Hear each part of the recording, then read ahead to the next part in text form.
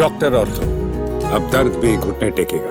पश्चिम बंगाल विधानसभा चुनाव को लेकर सियासी सरगर्मी तेज हो गई है और इसी क्रम में भारतीय जनता पार्टी अपनी चुनावी ताकत झोंकती नजर आ रही है। रविवार को नरेंद्र मोदी ने विष्णुपुर में एक बड़ी जनसभा को संबोधित करते हुए राज्य के सत्तारूढ़ ऑल इंडिया तृणमूल कांग्रेस और मुख्यमंत्री ममता बनर्जी पर तीखा हमला बोला। प्रधानमंत्री ने अपने भाषण की शुरुआत बंगाल नववर्ष की शुभकामनाओं के साथ की और कहा कि नए साल के बाद ये उनकी पहली रैली है। उन्होंने दावा किया कि जहां जहां वे जा रहे हैं वहां भीड़ के सभी पुराने रिकॉर्ड टूट रहे हैं। उन्होंने इसे जनता के बदलते मूड का संकेत बताते हुए कहा कि बंगाल अब परिवर्तन के लिए तैयार है और इस बार राज्य में सत्ता परिवर्तन तय है।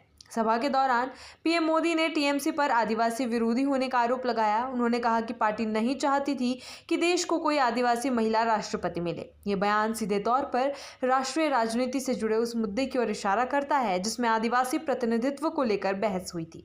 उन्होंने आरोप लगाया कि राज्य सरकार आदिवासी समुदाय की उपेक्षा करती रही है और उनके अधिकारों को लेकर गंभीर नहीं है। प्रधानमंत्री ने कानून व्यवस्था और घुसपैठ के मुद्दे को भी जोरदार तरीके से उठाया। उन्होंने कहा कि टीएमसी सरकार घुसपैठियों के लिए कानून तोड़ने में भी पीछे नहीं हटती और राज्य की नीतियां केवल ऐसे लोगों को फायदा पहुंचाने के लिए बनाई जा रही हैं। उनके मुताबिक इससे राज्य की सुरक्षा और सामाजिक संतुलन पर असर पड़ रहा है। महिलाओं की सुरक्षा और सम्मान का मुद्दा भी भाषण का अहम हिस्सा रहा। पीएम मोदी ने आरोप लगाया कि टीएमसी के शासन में भ्रष्टाचार और अपराध के कारण राज्य की बहन बेटियां परेशान हैं।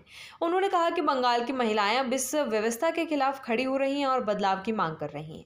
उन्होंने महिलाओं से अपील की कि वे चुनाव में टीएमसी को सजा दें। महिला आरक्षण बिल को लेकर भी प्रधानमंत्री ने विपक्षी दलों पर निशाना साधा। उन्होंने आरोप लगाया कि टीएमसी ने कांग्रेस के साथ मिलकर महिला आरक्षण विधेयक को पारित नहीं होने दिया।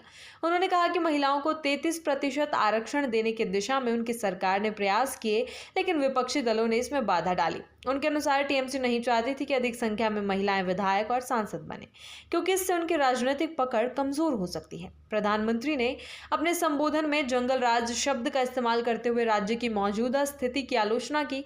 उन्होंने कहा कि महाजंगल राज अब ज्यादा दिन नहीं चलेगा और जनता इसे खत्म करने का मन बना चुकी है। उन्होंने ये भी कहा कि बंगाल में भयकाल समाप्त होकर सेवा काल की शुरुआत होगी। सभा में उन्होंने सिंडिकेट राज पर भी अपना हमला बोला और कहा कि यदि राज्य में भाजपा की सरकार बनती है तो इस व्यवस्था की परमानेंट सर्जरी की जाएगी। उन्होंने भ्रष्टाचार के खिलाफ सख्त कार्रवाई का संकेत देते हुए कहा कि चुनाव के बाद किसी भी भ्रष्ट व्यक्ति को बख्शा नहीं जाएगा। पीएम मोदी ने आत्मविश्वास जताते हुए कहा कि इस बार का चुनाव ऐतिहासिक होने वाला है और बंगाल में नई राजनीतिक दिशा तय करेगा। उन्होंने कार्यकर्ताओं और समर्थकों में जोश भरते हुए कहा कि जनता का समर्थन तेजी से बढ़ रहा है और राज्य में नई सरकार बनने की संभावनाएं मजबूत है। इस रैली के जरिए भाजपा ने एक बार फिर स्पष्ट कर दिया है कि वो पश्चिम बंगाल को अपने राजनीतिक विस्तार का प्रमुख केंद्र बना रही है। वहीं टीएमसी और अन्य विपक्षी दल भी अपनी रणनीति को धार देने में जुटे हैं, जिससे आने वाले दिनों में राज्य की चुनावी राजनीति और अधिक तीखी होने के संकेत मिल रहे हैं। डॉक्टर ऑर्थो, अब दर्द भी घुटने टेकेगा।